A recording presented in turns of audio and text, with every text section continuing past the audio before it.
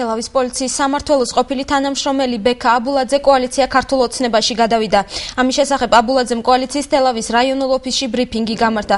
როგორც ყოფილმა პოლიციელმა აღნიშნა, კოალიციაში გადმოსვლა მას შემდეგ გადაწყვიტა, რაც გლდანის ნომერ მერვე საპყრობილეში გადაღებული პატიმართა წამების კადრები ნახა. აბულაძის თქმით, თელავის პოლიციის სამმართველო კი მან მიმდინარე წლის 25 ივლისს ხელმძღვანელობისგან მიღებული არაადეკვატური პოლიტიკური შეკვეთების გამო დატოვა. ბექა აბულაძემ სამართალდამცველ ორგანოებში მომუშავე ადამიანებსაც მოუწოდა და ხალხთან დგომა და მათი ინტერესების დაცვა ურჩია.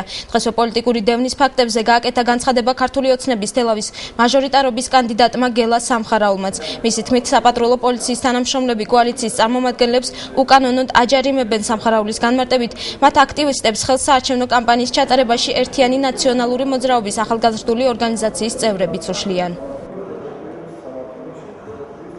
როდესაც მივხვდი, რომ პოლიცია იქ საპოლიტიკური შეკვეთების შემსრულებლად და მთლიანად მოექცა ნაციონალური მოძრაობის გავლენის ქვეშ, რომ ჩვენ კანონის დამცველები კი არა, უკანონობისა და უსამართლობის უსიტყვო შემსრულებლები ვიყავით, გადავწყვიტე დამეტოვებინა სამსახური.